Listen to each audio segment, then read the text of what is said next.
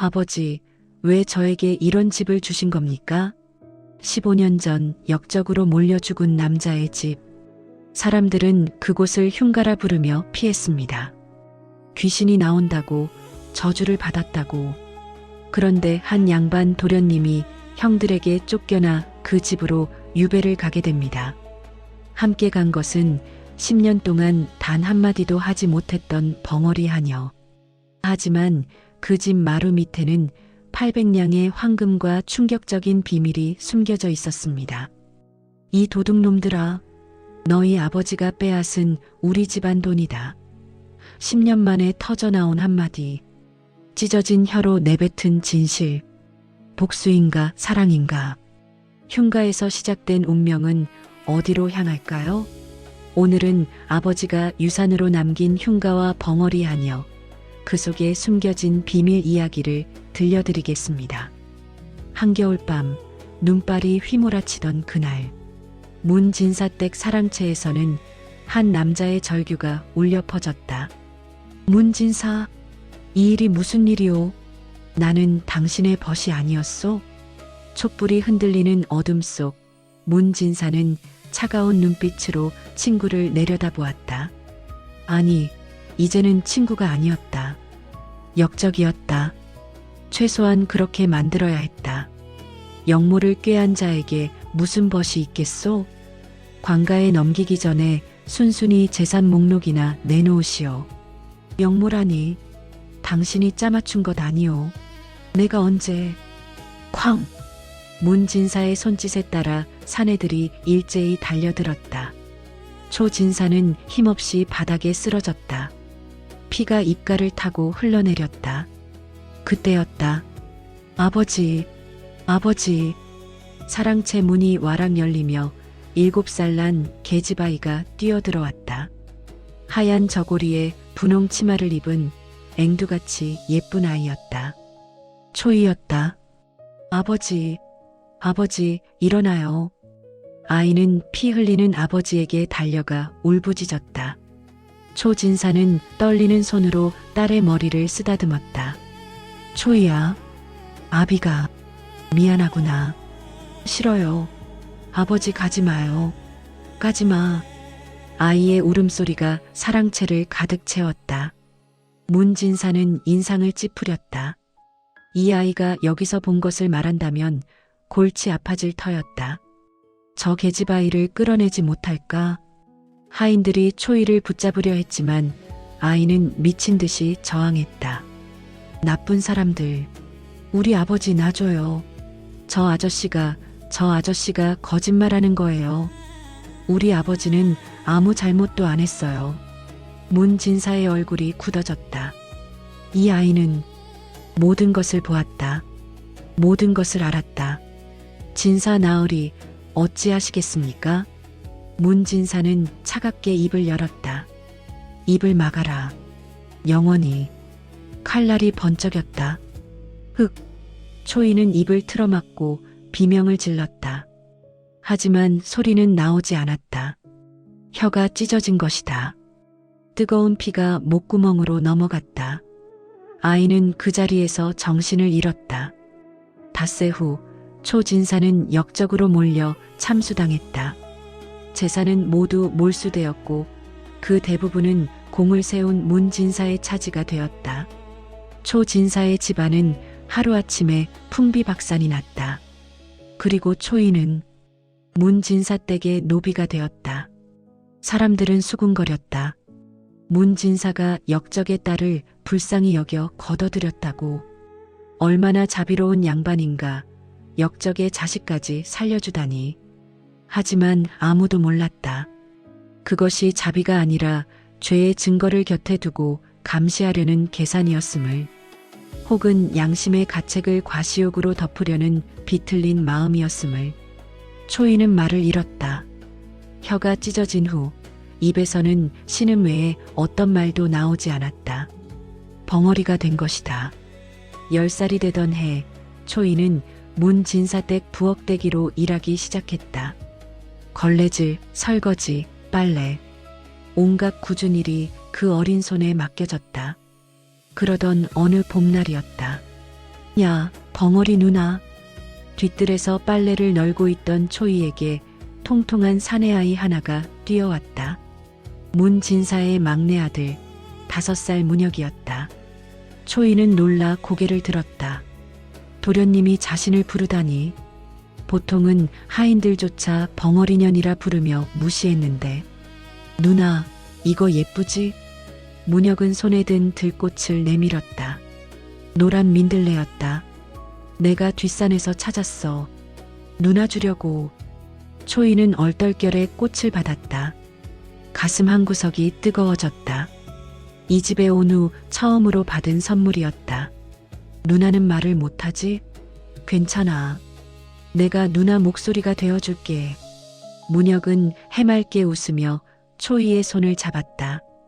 그 작고 따뜻한 손길에 초이는 참았던 눈물이 주르륵 흘러내렸다. 그날 이후 문혁은 초이를 따랐다. 부엌에서 일하는 초이를 보러 와서는 몰래 떡을 주기도 하고 빨래하는 초이 옆에 앉아 제잘제잘 이야기를 늘어놓기도 했다. 야, 문혁아. 노비년한테 붙어 다니지 말고 글 공부나 해라. 큰형 문수가 호통을 쳤지만 문혁은 고개를 저었다. 싫어요. 초의 누나는 좋은 사람이에요. 이 버릇없는 놈이. 둘째 형 문익도 혀를 찼다. 막내가 귀한 탓에 버릇이 없구나. 천민과 양반을 구별도 못하고. 하지만 문혁은 아랑곳하지 않았다. 오히려 초이를 더 챙겼다. 초이는 혼란스러웠다. 이 아이는 자신의 원수의 아들이었다. 아버지를 죽음으로 몰고 간 그 악독한 문진사의 피를 받은. 하지만 동시에 이 세상에서 자신을 유일하게 사람으로 대해주는 존재이기도 했다. 어느 여름날 문혁은 뒤뜰에서 초이와 단둘이 앉아 있었다. 매미 소리가 요란했다. 누나, 손 내밀어봐.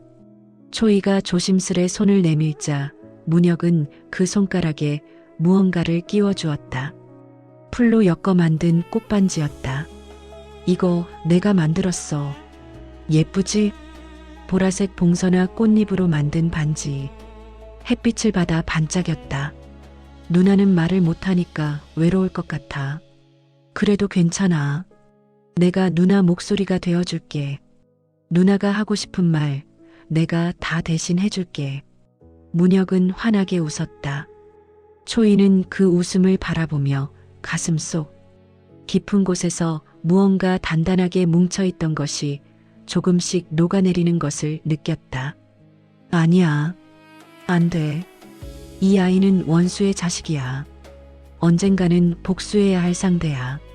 하지만 가슴은 거짓말을 하지 않았다. 그 꽃반지를 낀 손가락을 초이는 꼭 쥐었다.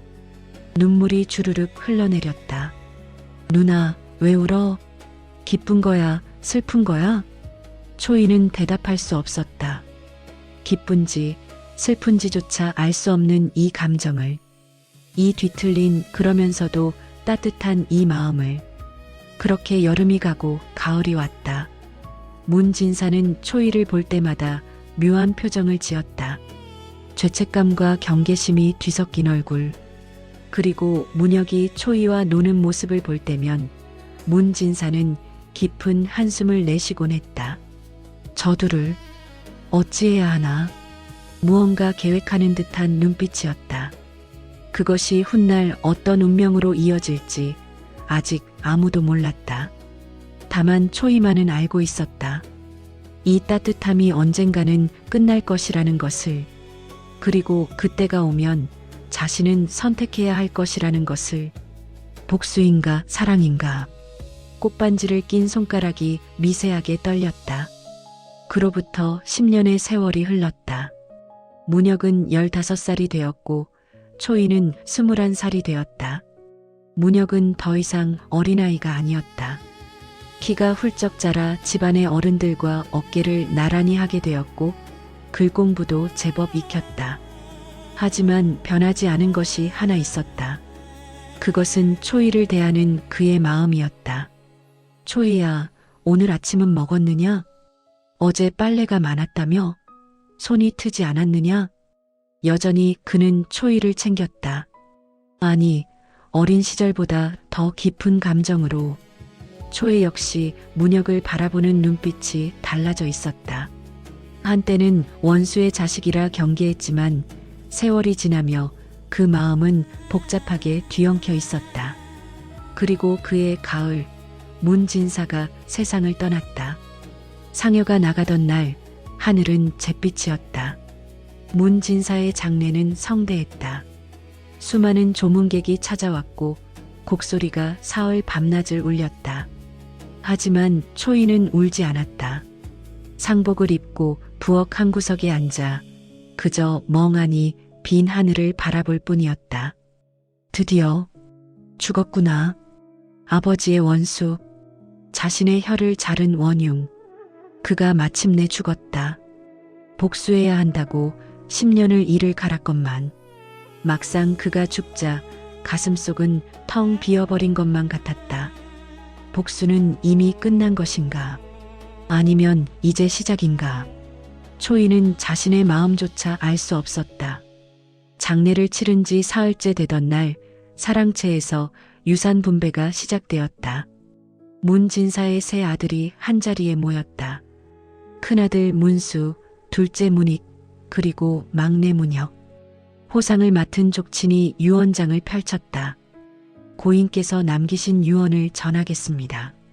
족친의 목소리가 사랑채에 울려 퍼졌다. 장남 문수에게는 남쪽 옥토 30마지기와 본가 사랑채를 물려준다. 예. 문수는 만족스럽게 고개를 끄덕였다. 30마지기면 적지 않은 땅이었다. 차남 문익에게는 동쪽 논 20마지기와 새로 지은 행랑채, 그리고 가산의 은 200냥을 물려준다. 감사합니다, 아버님.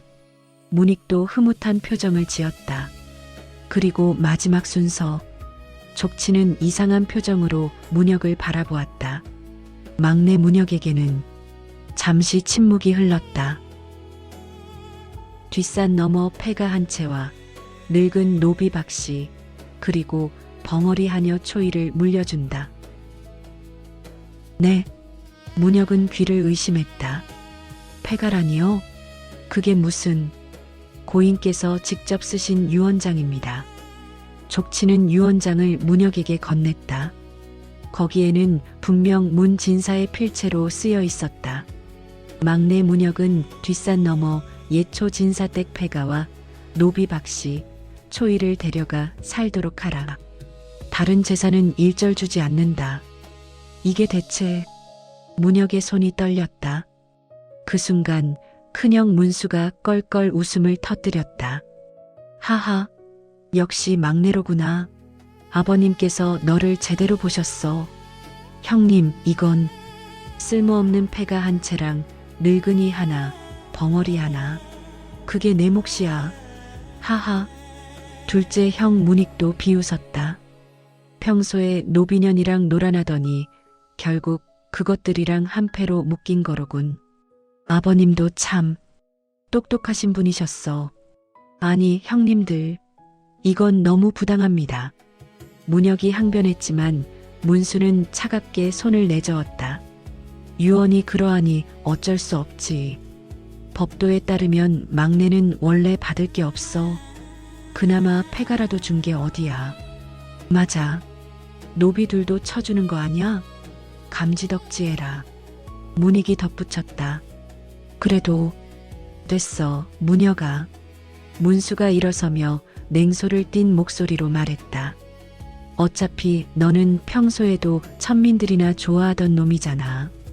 그놈들이랑 폐가에서 사는 게 딱 어울려. 우리 같은 양반은 체면이 있으니 말이야. 형님. 하지만 두 형은 이미 돌아서고 있었다. 아, 참. 사흘 안에 짐 싸서 나가. 본가는 이제 내 것이니까. 문수의 차가운 목소리가 등 뒤로 들려왔다. 그날 밤 문혁은 자신의 방에 앉아 유언장을 거듭 들여다보았다. 왜지? 아버지는 왜 이런 유언을 남기신 걸까? 분명 막내라고 해서 천대받았던 적은 없었다. 오히려 늦둥이라 귀여움을 받았다. 그런데 왜 유독 자신에게만 이런? 도련님, 문이 조심스럽게 열리며 초이가 들어왔다. 손에는 따끈한 차를 들고 있었다. 초이야. 문혁은 초이를 바라보았다. 촛불 아래 그녀의 얼굴은 여전히 아름다웠다. 하지만 그 눈에는 형언할 수 없는 슬픔이 고여 있었다. 미안하다. 나 때문에 너도 쫓겨나게 됐구나. 초이는 고개를 저었다. 괜찮다는 듯. 하지만 폐가라니. 그것도 뒷산 너머. 문혁은 손으로 얼굴을 감쌌다. 뒷산 너머 폐가. 그곳은 15년 전 역적으로 몰려 죽은 초진사의 옛집이었다. 사람들은 귀신이 나온다며 근처에도 가지 않았다. 그런 곳으로 가라니. 초이야, 너는 괜찮겠느냐? 그곳은. 문혁이 말을 잇지 못하자 초이는 조용히 고개를 끄덕였다. 그녀의 눈에서 눈물 한 방울이 떨어졌다. 그것이 무슨 의미인지 문혁은 알 수 없었다. 사흘 후 아침 일찍 문혁과 초이는 소달구지 하나에 간단한 짐을 싣고 문진사댁을 떠났다. 함께 따라 나선 것은 60이 넘은 늙은 노비 박씨뿐이었다. 야, 문혁아, 잘 살아라. 벙어리년이랑 잘들 해먹어. 하하.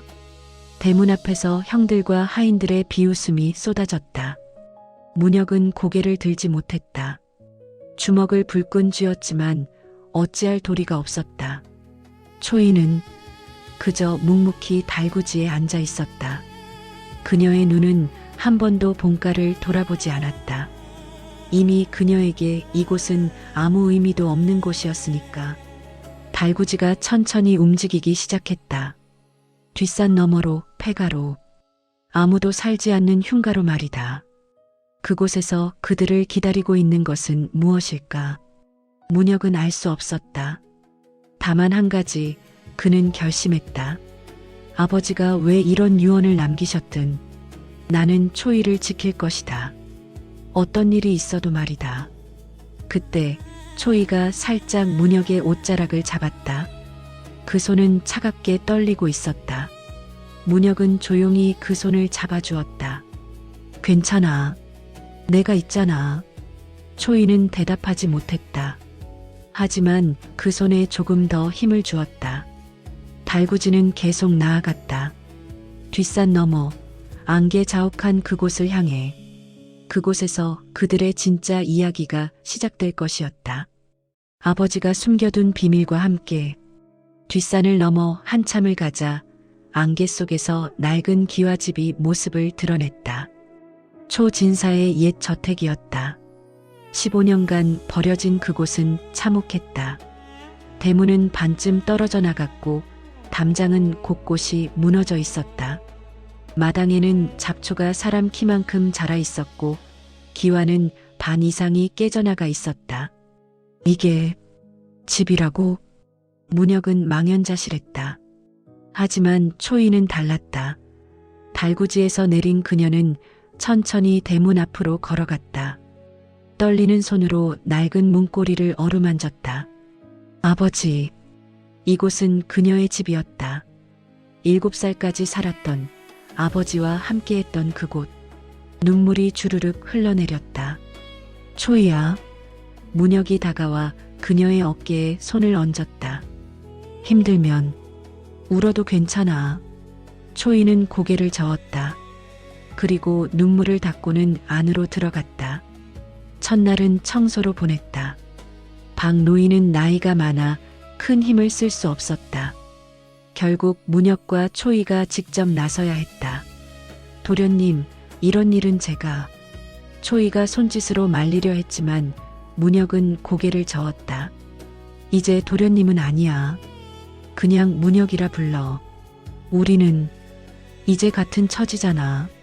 문혁은 소매를 걷어붙이고 마당의 잡초를 뽑기 시작했다. 양반 도련님이 흙을 만지고 풀을 뽑고 땀을 흘렸다. 초이는 그런 문혁을 멍하니 바라보았다. 평생 글만 읽고 붓만 잡던 손이 물집으로 부풀어 올랐다. 하얗던 얼굴은 땀과 흙으로 범벅이 되었다. 하지만 문혁은 불평 한마디 없이 일했다. 초이야, 이쪽 기와는 완전히 갈아야겠어. 비가 오면 다 새겠는데? 박노인, 부엌 아궁이는 쓸만합니까? 안채 마루는 내가 고칠 테니 초이는 안방 정리 좀 해줘. 척척. 평생 부려만 봤던 양반이 이제는 누구보다 부지런히 움직였다. 닷새가 지나자 집이 조금씩 사람 살만한 모습을 갖추어 갔다. 마당의 잡초는 정리되었고 부엌 아궁이는 불을 지필 수 있게 되었다. 깨진 기와는 임시로 나무 판자로 막았다. 하지만 여전히 문제는 많았다. 먹을 것이 없었다. 문 진사댁에서 가져온 쌀은 한 달치도 되지 않았고 밭은 황무지나 다름없었다. 박노인, 주변에 마을이 있습니까? 예, 도련님. 산 너머 한식경 거리에 작은 마을이 있습니다. 거기서 장을 볼 수 있을 겁니다. 그럼 내일 가봐야겠군요. 그날 저녁 문혁은 허름한 등불 아래서 돈주머니를 꺼냈다. 아버지가 남긴 유산은 없었지만 다행히 어머니가 물레 쥐어준 은자 몇 냥이 있었다. 이걸로 석 달은 버틸 수 있겠지. 그동안 밭을 일구면. 그때였다. 툭! 초이가 문혁 앞에 무언가를 내밀었다. 작은 보자기였다. 보자기를 풀자 안에서 은비녀 하나가 나왔다.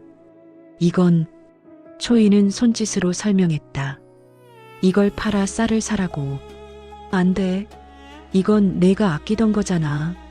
문혁은 고개를 저었다. 그 은비녀는 초이의 어머니 유품이었다. 초이가 유일하게 가진 어머니의 흔적. 하지만 초이는 단호하게 문혁의 손에 비녀를 쥐어주었다.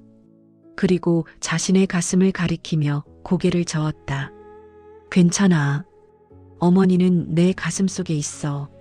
문혁의 눈시울이 붉어졌다. 고맙다, 초이야. 이틀 후 문혁은 산을 넘어 마을로 갔다. 비녀를 팔아 쌀 한 섬과 씨앗, 농기구를 샀다. 돌아오는 길은 무거웠지만 마음만은 가벼웠다. 이제 시작이야. 여기서 새로 살아가는 거야. 하지만 집에 도착하자 문혁은 깜짝 놀랐다. 초이가 황무지였던 뒷밭을 혼자 갈아엎고 있었던 것이다. 초이야, 혼자 이런 걸 어떻게 해? 초이의 손은 피투성이었다. 굳은 살조차 없는 손으로 무거운 괭이를 휘둘렀으니 손바닥이 다 찢어진 것이다. 왜 나를 기다리지 않았어? 문혁이 다급히 초이의 손을 잡았다. 피가 뚝뚝 떨어졌다. 초이는 그저 고개를 저으며 밭을 가리켰다. 봄이 가기 전에 씨를 뿌려야 해. 바보야. 손이 이렇게 되도록. 문혁은 초이를 억지로 안치고 박노인에게서 받은 헝겊으로 그녀의 손을 감싸주었다. 아프지? 왜 말을 안 해? 아, 미안. 문혁은 자신의 말에 얼굴을 붉혔다. 초이는 말을 할 수 없었다. 하지만 그녀는 웃고 있었다. 아픈 것도 잊은 채 그저 문혁을 바라보며 빙그레 웃고 있었다. 그 미소에 문혁의 심장이 크게 뛰었다. 보름이 지났다. 밭은 제법 꼴을 갖추었고 씨앗이 싹을 틀기 시작했다. 부엌에서는 매일 따뜻한 밥 냄새가 났고 집안에는 사람 사는 기운이 돌았다. 하지만 그날 밤 문제가 생겼다. 갑자기 소나기가 쏟아진 것이다. 우르릉, 쾅쾅. 천둥과 번개가 치고 빗줄기가 억수같이 쏟아졌다. 이런 지붕을. 문혁이 급히 일어났다. 임시로 막아둔 지붕이 견딜 리 없었다. 예상대로 안채 곳곳에서 빗물이 새기 시작했다. 박노인, 이리 오십시오. 물동이를 받쳐야 합니다. 문혁과 박노인이 허겁지겁 빗물을 받았지만 새는 곳이 한두 군데가 아니었다. 그때였다. 초이의 방에서 비명 같은 신음이 들렸다. 초이야. 문혁이 달려가자 초이는 구석에 웅크리고 있었다. 온몸이 떨리고 있었다. 괜찮아? 초이는 고개를 저었다. 하지만 떨림은 멈추지 않았다. 문혁은 그제야 깨달았다. 초이가 천둥을 무서워한다는 것을. 이리 와. 문혁은 초이를 자신의 방으로 데려갔다. 거기는 지붕이 비교적 온전했다. 앉아. 여기는 안전해. 초이를 방바닥에 앉히고 문혁은 그녀 옆에 나란히 앉았다. 우르릉. 또다시 천둥이 쳤다. 초이가 화들짝 놀라며 문혁의 팔을 붙잡았다. 괜찮아, 괜찮아. 내가 여기 있잖아. 문혁은 조용히 초이의 등을 토닥였다. 빗소리만이 방 안을 가득 채웠다. 한참을 그렇게 있다가 문혁이 조용히 입을 열었다. 초이야, 기억나? 우리 어렸을 때. 초이가 고개를 들었다. 내가 너한테 꽃반지 만들어줬던 거. 봉선화 꽃잎으로. 초이의 눈이 흔들렸다. 그때 내가 뭐라고 했더라. 아, 맞다. 내가 너의 목소리가 되어줄게라고 했지. 문혁은 쓸쓸하게 웃었다. 지키지 못한 약속이 됐네. 나도 이제 아무것도 아니니까. 초이는 고개를 저었다. 그리고 문혁의 손을 잡았다. 떨리는 손으로 문혁의 손바닥에 무언가를 그렸다. 고마워. 뭐? 당신은 약속을 지켰어. 지금도 나의 목소리가 되어주고 있어. 초이는 계속 손바닥에 글자를 그렸다. 아무것도 아니라고 하지 마. 당신은 나에게 전부야. 문혁의 가슴이 터질 듯 뛰었다. 초이야. 촛불이 흔들렸다. 빗소리 속에서 두 사람은 서로를 바라보았다. 초이의 눈에서 눈물이 흘러내렸다. 10년 동안, 아니 15년 동안 그녀가 품어온 감정, 복수심과 증오, 그 속에 감춰진 또 다른 마음. 그것이 이제야 터져나오고 있었다. 나도 너에게 할 말이 있어. 문혁이 떨리는 목소리로 말했다. 사실은 오래전부터. 그 순간 우르릉 하고 더 큰 천둥이 쳤다. 초이가 반사적으로 문혁의 품에 안겼다. 문혁은 조심스럽게, 아주 조심스럽게 초이를 감싸 안았다. 무섭지 않아도 돼. 내가 지켜줄게. 평생 지켜줄게. 초이는 문혁의 가슴에 얼굴을 묻었다. 그의 심장 소리가 들렸다. 쿵쾅쿵쾅 자신의 것만큼이나 빠르게 뛰고 있었다. 나는 어떻게 해야 하지? 초이는 혼란스러웠다. 이 사람은 원수의 아들이다. 아버지를 죽음으로 몰고 간 그 악독한 문진사의 핏줄. 하지만 동시에 어린 시절 자신에게 꽃반지를 만들어주던 그 아이. 지금도 자신을 지켜주려 애쓰는 이 사람. 복수해야 해. 아버지를 위해. 하지만 가슴이 말했다. 이미 늦었어. 너는 이미 이 사람을 사랑하고 있어. 초이는 조용히 눈을 감았다. 문혁의 품 안에서 10년간 꽁꽁 얼어붙었던 무언가가 녹아내리고 있었다. 칼날처럼 날카롭던 마음이 봄 햇살을 받은 얼음처럼 스르르 녹아내렸다. 빗소리가 조금씩 잦아들었다. 천둥도 멀어졌다. 하지만 두 사람은 여전히 그 자리에 앉아 있었다. 서로를 아는 채로 아무 말 없이 그저 서로의 온기만을 느끼며 말이다. 박노인은 멀리서 그 모습을 보고는 조용히 고개를 끄덕였다. 드디어 때가 무르익었구나. 오랜 세월 지켜온 비밀. 이제 그것이 밝혀질 날이 머지 않았다. 빗소리가 완전히 멈췄다. 달빛이 구름 사이로 스며들었다. 마치 새로운 시작을 알리듯 말이다. 그날 밤 이후 문혁과 초이 사이에는 미묘한 기류가 흘렀다. 말은 없었지만 눈빛이 달라졌다.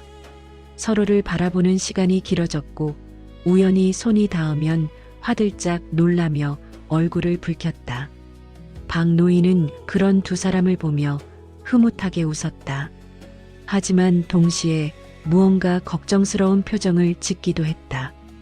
어느 날 저녁 문혁은 마루에 앉아 멍하니 생각에 잠겨 있었다. 아버지는 왜 굳이 이 폐가를 나에게 물려주셨을까? 처음에는 단순히 자신을 내친 것이라 생각했다.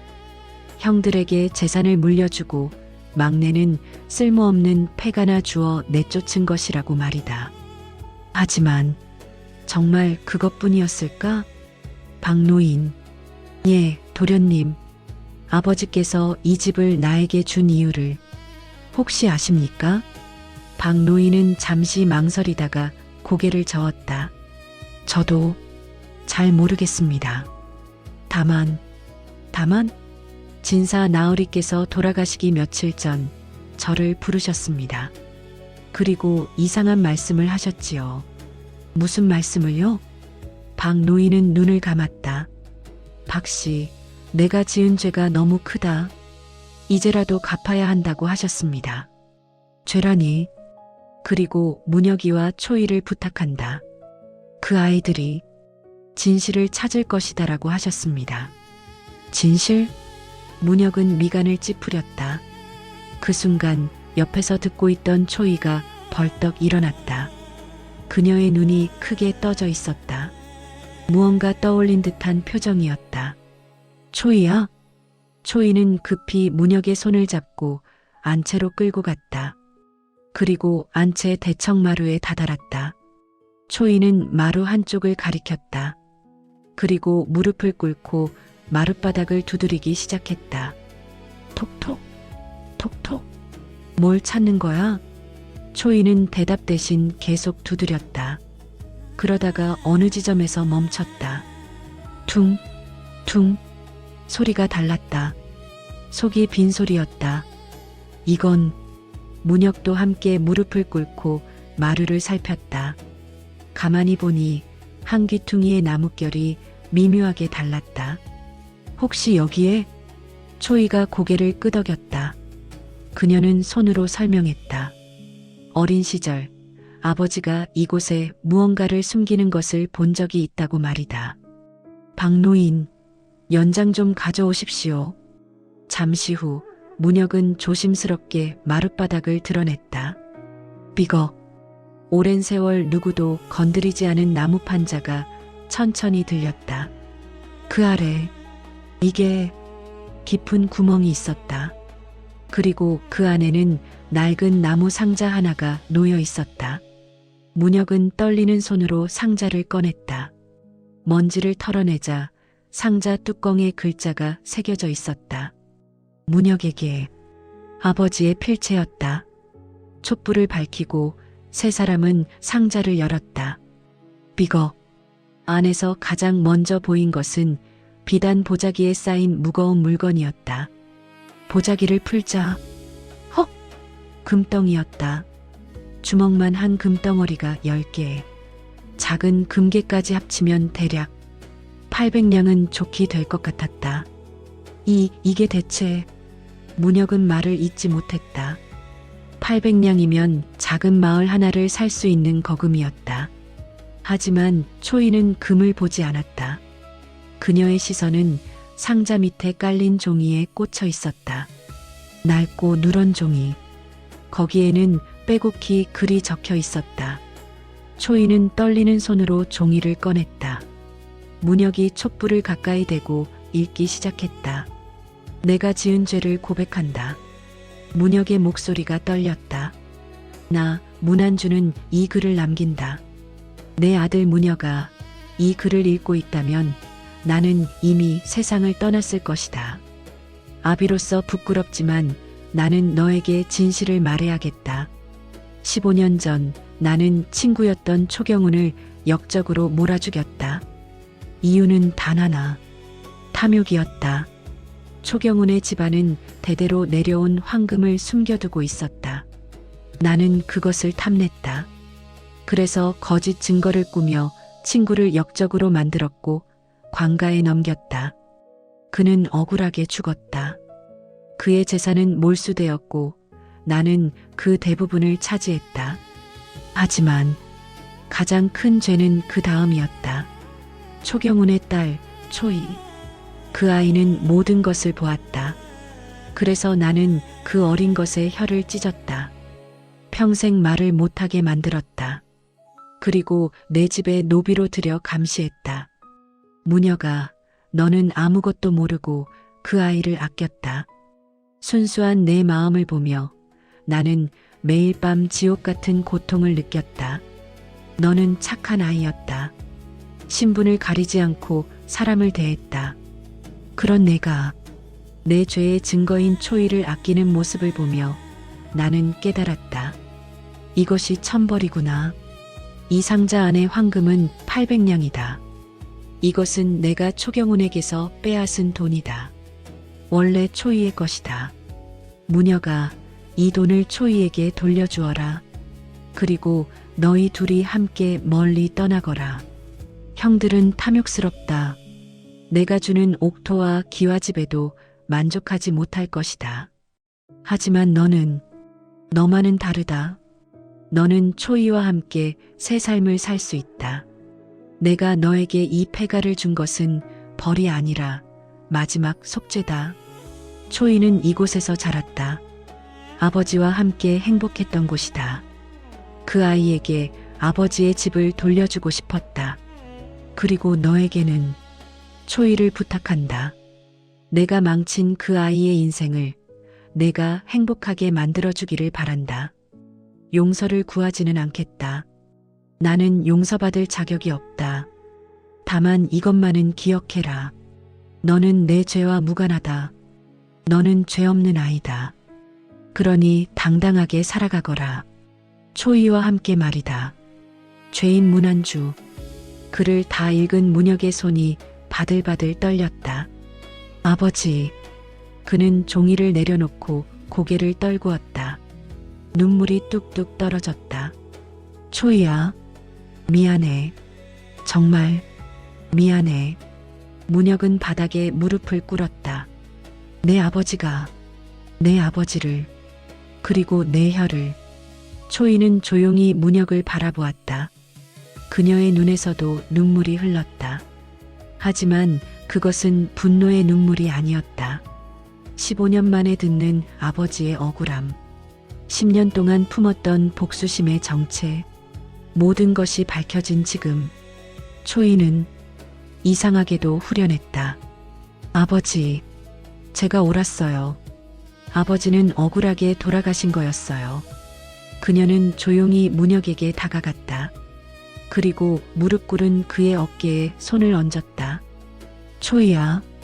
초이는 고개를 저었다. 그리고 문혁의 손을 잡고 자신의 가슴에 가져다 댔다. 쿵쾅쿵쾅. 심장이 뛰고 있었다. 초이는 문혁의 손바닥에 글자를 썼다. 당신 잘못 아니야. 그리고 나는 이미 용서했어. 초이의 눈빛이 따뜻했다. 당신이 어린 시절 내게 꽃반지를 끼워주던 그 순간부터 말야. 문혁은 흐느끼기 시작했다. 초이야. 고마워. 정말. 두 사람은 그렇게 한참을 있었다. 박노인은 멀찍이서 그 광경을 보며 조용히 눈물을 닦았다. 초경훈 나으리. 따님이 행복을 찾았습니다. 한참 후 문혁이 정신을 차리고 말했다. 초이야, 이 돈은 원래 내 것이야. 내 아버지의 유산이고. 초이는 고개를 저었다. 그리고 금덩이를 문혁 앞으로 밀었다. 우리 거야. 함께 쓰는 거야. 하지만 아버지께서 원하신 건 내가 행복한 거야. 그리고 나는 당신과 함께 있을 때 행복해. 초이는 처음으로, 정말 처음으로 환하게 웃었다.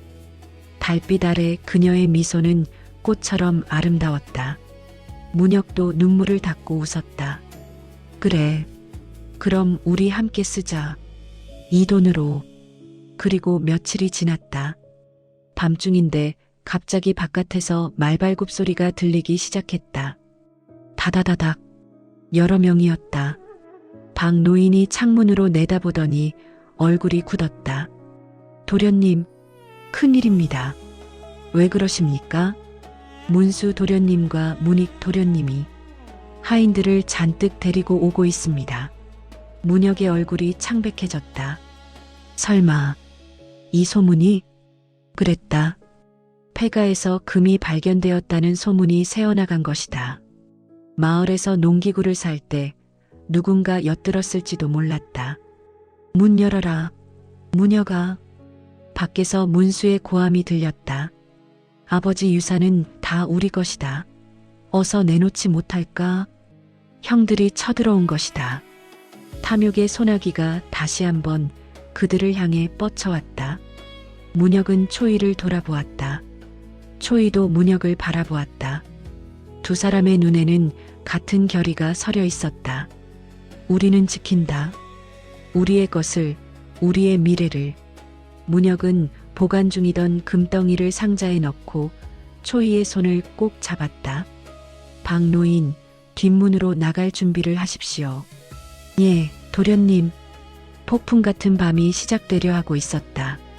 쾅! 대문이 거칠게 열렸다. 문수와 문익이 하인 5-6명을 이끌고 마당으로 쏟아져 들어왔다. 손에는 몽둥이가 들려져 있었다. 문혁아, 어디 있느냐? 문수의 고함이 하늘을 갈랐다. 문혁은 초이를 안 채 깊숙이 숨기고 박노인과 함께 마당으로 나섰다. 형님들, 무슨 일이십니까? 무슨 일이냐고? 이놈이 끝까지 딱 잡아떼는구나. 문익이 코웃음 쳤다. 마을에 소문이 퍼졌더라.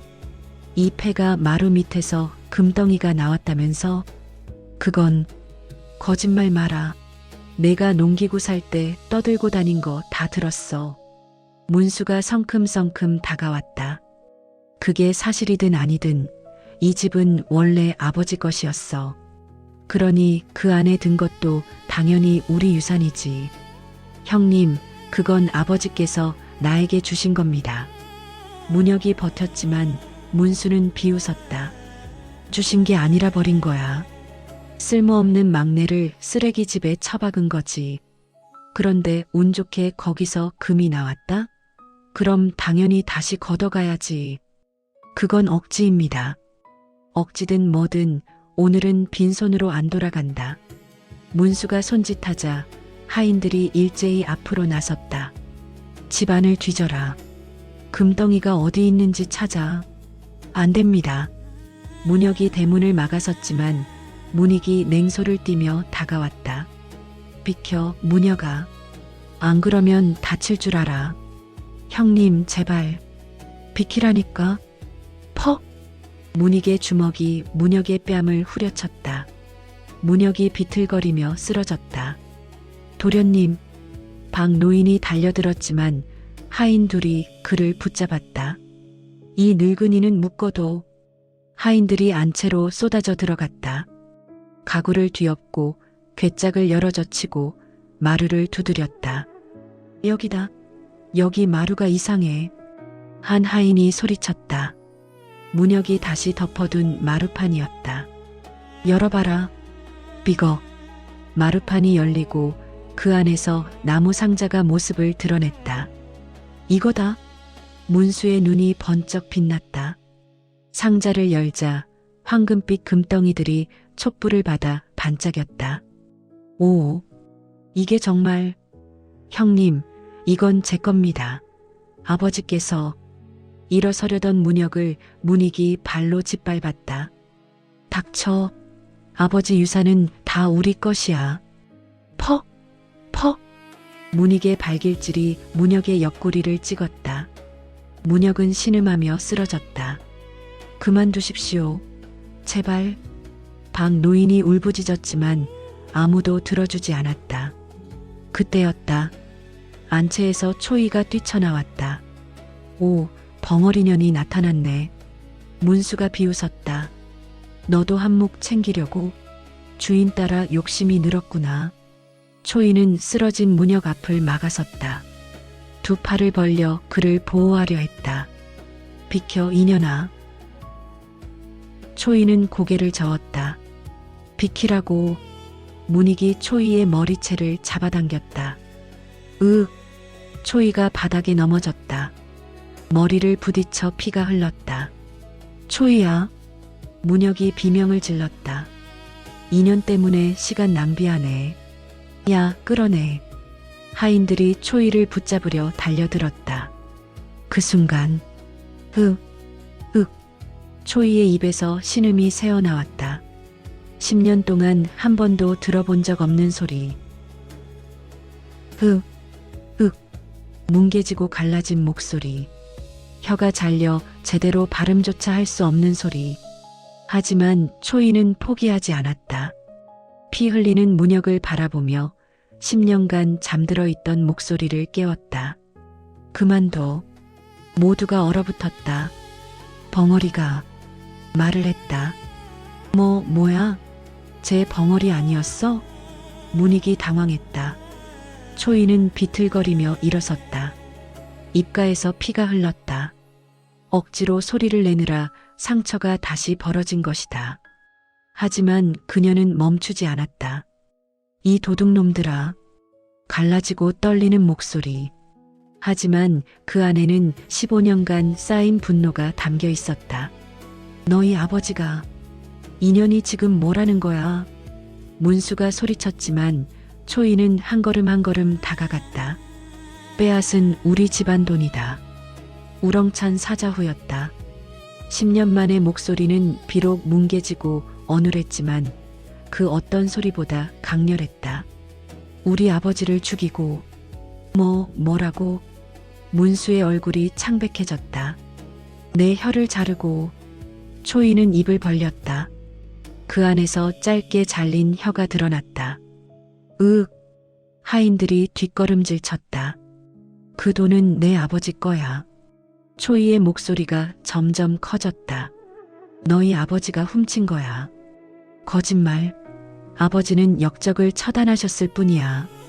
문수가 소리쳤지만 목소리가 떨렸다. 초이는 안채를 가리켰다. 거기 참회록 있어. 너희 아버지가 쓴 죄의 기록. 말도 안 돼. 문익이 소리치며 안채로 뛰어들어갔다. 상자 밑에서 낡은 종이를 꺼내 읽기 시작했다. 그의 얼굴이 점점 굳어졌다. 이게 형님 정말입니까? 문수도 달려가 종이를 빼앗아 읽었다. 나 문안주는 친구 초경훈을 탐욕으로 죽였다. 종이가 문수의 손에서 떨어졌다. 아버지께서 정말. 초이는 피를 흘리며 그들을 노려보았다. 이제 알았어? 너희들은 도둑놈의 자식들이야. 그 말이 떨어지자 하인들이 웅성거리기 시작했다. 진짜였어. 옛날 소문이. 초진사가 억울하게 죽었다던 그 이야기. 우리가 도둑질 도와준 거네. 하인들이 하나둘 뒷걸음질 쳤다. 야, 야들아. 어디가? 문수가 소리쳤지만 이미 하인들은 흩어지고 있었다. 순식간에 마당에는 문수, 문익, 그리고 쓰러진 문혁과 초해, 박 노인만 남았다. 이건 오해야. 문수가 떠듬거렸다. 초이는 천천히 문혁에게 다가가 그를 일으켰다. 괜찮아? 뭉개진 발음이었지만 문혁은 알아들었다. 초이야. 내가 말을. 눈물이 주르륵 흘러내렸다. 초이는 문혁을 안았다. 그리고 형들을 돌아보았다. 다시는 오지 마. 초이의 목소리는 비록 어눌했지만 그 안에 담긴 의지는 확고했다. 이 돈은 우리 거야. 우리가 행복하게 살 거야. 문수는 입을 벙긋거리다가 고개를 떨구었다. 가자, 문희가. 형님. 됐어. 우리가 졌어. 문수는 비틀거리며 돌아섰다. 아버지의 죄. 이제 온 마을이 알게 될 거야. 우리는 끝이야. 두 형제는 고개를 떨군 채 어둠 속으로 사라졌다. 그들이 떠나자 초이는 힘이 풀려 쓰러졌다. 초이야.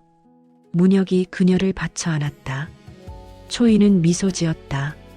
입가에 피를 닦지도 않은 채. 우리가 이겼어. 그래, 이겼어. 우리가 이겼어. 문혁은 초이를 꼭 안았다. 박노인은 멀리서 그 모습을 보며 하늘을 올려다보았다. 초경은 나으리, 따님이 드디어 목소리를 되찾았습니다. 밤하늘의 별이 유난히 밝게 빛났다. 마치 하늘에서 누군가 미소 짓고 있는 것처럼 긴 악몽이 끝났다. 이제 새로운 시작만이 남았다. 그날 밤 이후 모든 것이 바뀌었다. 초이가 다시 찾은 목소리는 비록 완벽하지 않았지만 그것만으로도 기적이었다. 물 좀 주세요. 고마워요. 하루에 몇 마디씩 초이는 조금씩 말을 연습했다. 문혁은 그때마다 아이처럼 기뻐하며 그녀의 손을 잡았다. 잘했어, 초이야. 정말 잘했어. 박노인도 눈시울을 붉히며 고개를 끄덕였다. 따님의 아버님께서 하늘에서 기뻐하고 계실 겁니다. 한편 마을에는 소문이 퍼졌다. 문 진사가 친구를 모함해 죽이고 재산을 빼앗았다는 이야기. 처음에는 믿지 않던 사람들도 초희의 증언과 참회록의 존재가 알려지자 혀를 차기 시작했다. 그러니까 초 진사가 억울하게 죽은 거였구나. 그 어린 것의 혀까지 자르다니. 얼마나 악독한 사람이었어. 문씨 집안은 도둑의 자손이야. 저주받은 집안이지. 소문은 관가에까지 닿았다. 어느 날 관군이 문 진사댁으로 들이닥쳤다. 문수, 문익을 잡아들여라. 무슨 일입니까? 아비의 죄를 은폐하고 도둑질한 재산으로 토지를 불법으로 매입한 혐의다. 관가는 15년 전의 사건을 다시 조사하기 시작했다. 문 진사의 참회록이 증거로 제출되었고 당시 매수된 관리들의 진술도 하나둘 나왔다. 결국 문수와 문익은 모든 재산을 몰수당했다. 옥토도 기와집도 은자도 모두 빼앗겼다.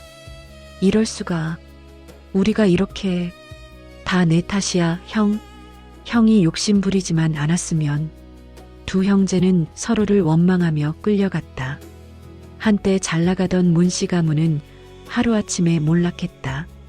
한 달 후 문혁과 초이는 떠날 준비를 했다. 정말 가시는 겁니까? 박노인이 아쉬워했다. 예, 박노인. 여기는 너무 많은 아픔이 서려 있습니다. 우리는 새로운 곳에서 새로 시작하고 싶습니다. 문혁은 박노인의 손을 잡았다. 노인께서는 어찌하실 겁니까? 저는 이 집을 지키겠습니다. 박노인은 폐가를 돌아보았다. 초경은 나으리의 집입니다. 누군가는 지켜야지요. 그리고 그는 미소 지었다. 따님께서 행복하게 사시는 걸 보니 제 할 일은 다 한 것 같습니다. 초이는 박노인에게 다가가 깊이 절했다. 고마웠어요, 할아버지. 네. 박노인은 눈물을 흘리며 초이를 껴안았다. 행복하십시오. 부디. 이른 아침 문혁과 초이는 작은 보따리 하나씩을 메고 폐가를 떠났다. 금덩이는 몸에 지니기 위험해 대부분 은자로 바꿔 나눠 가지고 있었다. 800냥. 그것은 새로운 삶을 시작하기에 충분한 돈이었다. 어디로 가실 겁니까? 남쪽으로 가려 합니다. 바닷가 마을에서 작은 서당이라도 열까 합니다. 좋은 생각이십니다. 박노인은 대문 밖까지 배웅을 나왔다. 부디 건강하십시오, 도련님. 박노인은 초이를 보며 빙그레 웃었다. 초이는 얼굴을 붉히며 고개를 숙였다. 잘 가세요, 할아버지. 두 사람은 천천히 걸어갔다. 뒷산을 넘고 마을을 지나 큰 길로 향했다. 돌아보니 박노인이 여전히 손을 흔들고 있었다. 초이도 손을 흔들었다. 안녕, 아버지의 집. 안녕, 아픈 기억들. 사흘을 걸어 두 사람은 큰 강에 도착했다. 강변에는 나룻배가 떠 있었다. 저 배를 타면 남쪽 포구까지 갈 수 있습니다. 그럼 새로운 시작이네요. 문혁은 초이를 바라보았다. 초이야, 괜찮겠어? 정말로 나 같은 놈이랑. 초이는 고개를 저으며 문혁의 손을 잡았다. 당신은 좋은 사람이에요. 하지만 내 아버지가. 상관없어요. 초이는 문혁의 눈을 똑바로 바라보았다. 당신은 당신이에요. 당신 아버지가 아니라. 문혁의 눈시울이 붉어졌다. 고마워. 정말. 나도 고마워요. 두 사람은 배에 올랐다. 뱃사공이 노를 저었다. 배는 천천히 강을 가르며 나아갔다. 햇살이 수면에 반짝였다. 봄바람이 살랑살랑 불어왔다. 문혁과 초이는 나란히 앉아 흘러가는 물결을 바라보았다. 초이야. 네. 앞으로 우리 어떻게 살까? 초이는 잠시 생각하다가 말했다. 행복하게 살아요. 그래, 행복하게. 문혁은 초이의 손을 꼭 잡았다. 서당도 열고 작은 집도 짓고 아이들도 가르치고. 좋아요. 초이야. 네. 문혁은 조심스럽게 입을 열었다. 나는 너를. 초이는 문혁의 말을 기다렸다. 너를.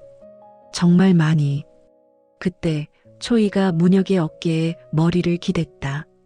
문혁은 깜짝 놀라 몸을 굳혔다. 초이야? 초이는 대답 없이 그저 어깨에 기댄 채 작은 목소리로 말했다. 나도 알아요. 뭘? 서방님의 마음. 문혁의 심장이 쿵쾅거렸다. 서방님이라니. 앞으로 그렇게 부를게요.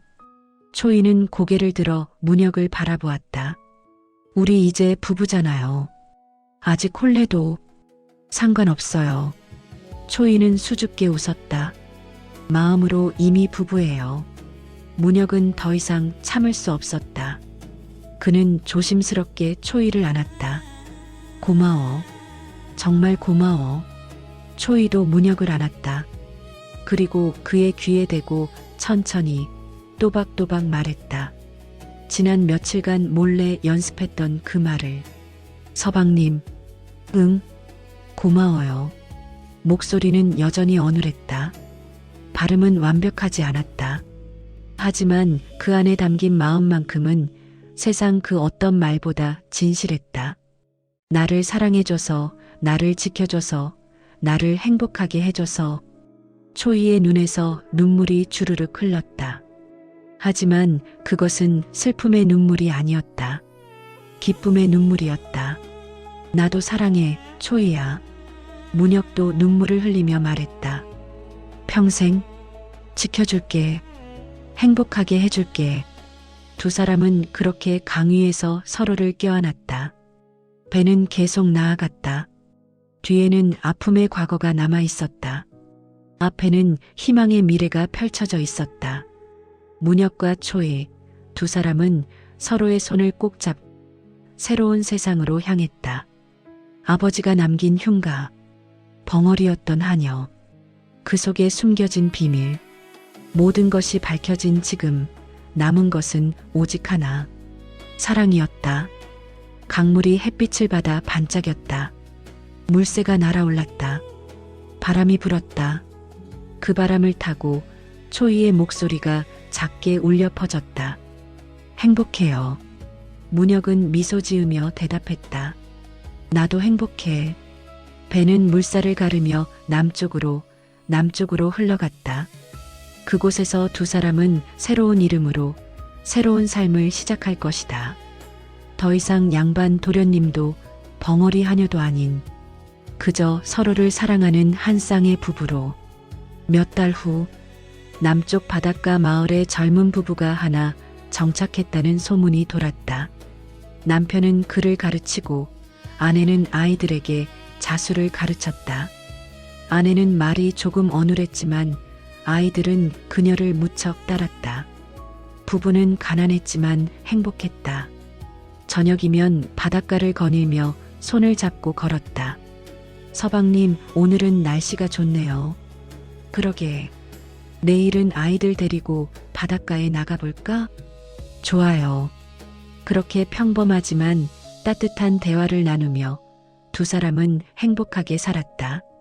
어느 봄날 아내의 배가 불러왔다. 서방님, 우리 아이가 생겼어요.